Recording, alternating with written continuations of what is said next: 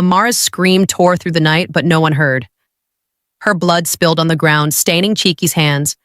Her eyes locked on his, tears streaming, lips whispering her last words. You said you loved me. It was a bright Monday morning on the campus of Rivergate University. Students hurried across the wide pavements, some rushing to their 8 a.m. lectures, others idling in small groups, talking and laughing. In the middle of all that chaos walked Amara, a girl whose presence always drew attention. Amara wasn't just another student. She was the kind of girl people turned to look at twice.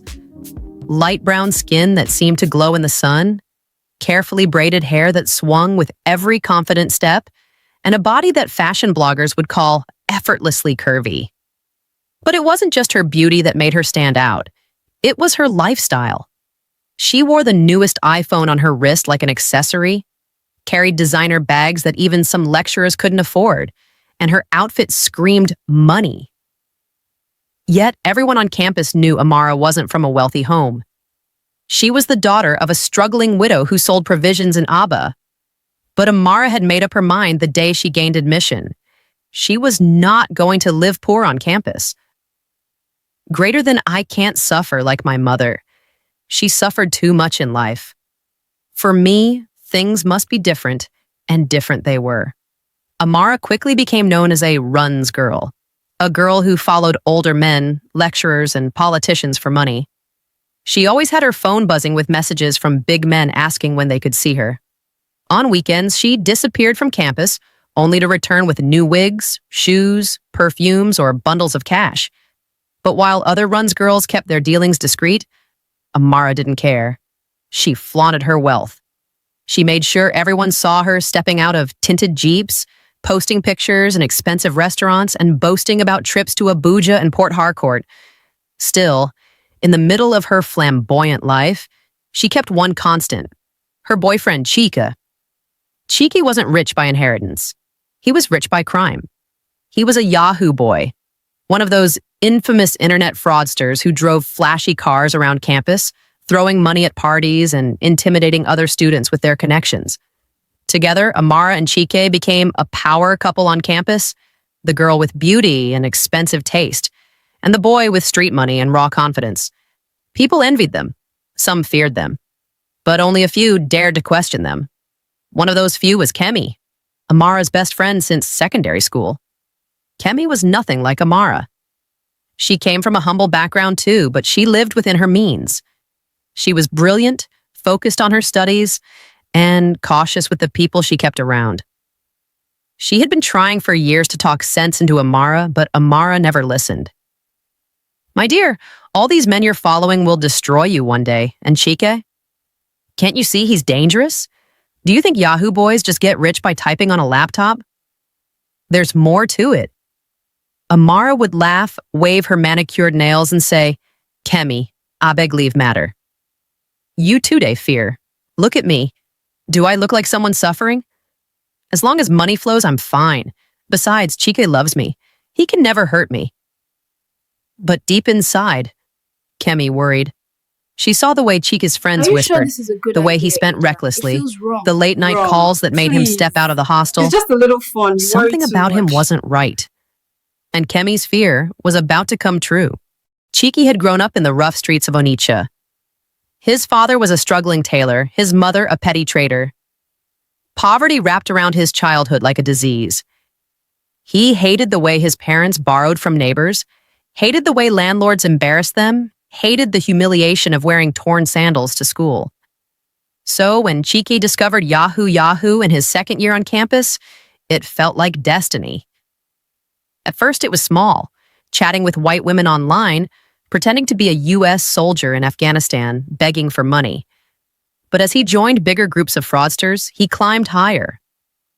Soon, he was no longer begging, he was demanding. He had learned formats, mastered emotional manipulation, and partnered with pickers abroad. But even that wasn't enough. Somewhere along the way, greed pulled him deeper. He met older Yahoo boys who whispered about rituals, dark sacrifices that would make scams more successful, that would make clients obey and send money without questions.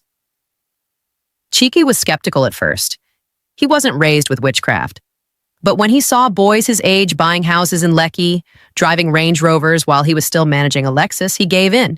The ritual priest told him, "You want to sit among kings? Then give me a queen. Bring me the blood of someone close, someone who trusts you." That is the price of lasting wealth. Chike had smiled then, but his heart raced. Who could he possibly sacrifice? Days later, as he watched Amara laugh in his arms, sipping red wine in his apartment, the thought crept into his mind. Could it be her? Kemi grew more restless. She had dreams, dark ones. In one dream, she saw Amara dressed in white, crying by a river. In another, she saw blood dripping on the floor of Chika's apartment. She woke up each time sweating, her spirit heavy with warning. She called Amara one afternoon, greater than Kemi. "Amara, please, let's talk. I've been having strange dreams about you. Something is not right with Chike. Please leave him before it's too late." Amara, laughing over the phone. "Kemi, you and your church dreams again?" A beg. I don't have time for this. Chika is the only one who has stayed with me through everything. These big men I follow, they come and go. But Chike? He's my ride or die. He loves me, greater than Kemi. Love? Amara, love does not control you. Love does not isolate you.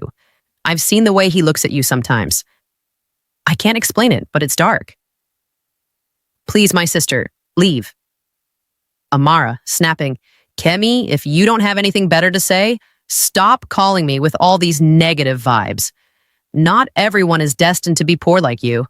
I have chosen my life. Respect it. Kemi wept after the call.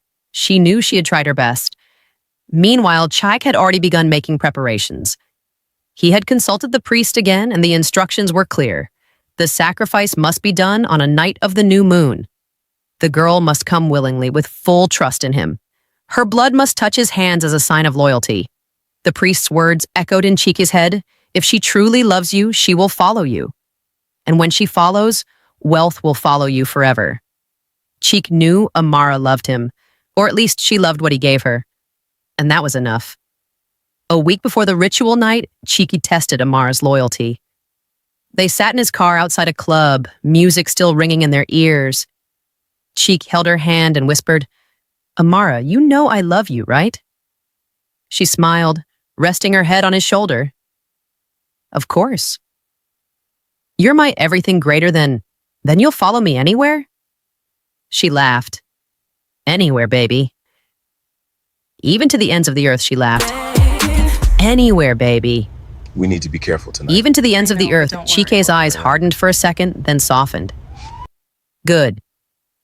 Because there's something special I want to show you soon. Something that will change our lives forever. Amara clapped her hands excitedly. "Baby, I trust you. Just don't keep me waiting."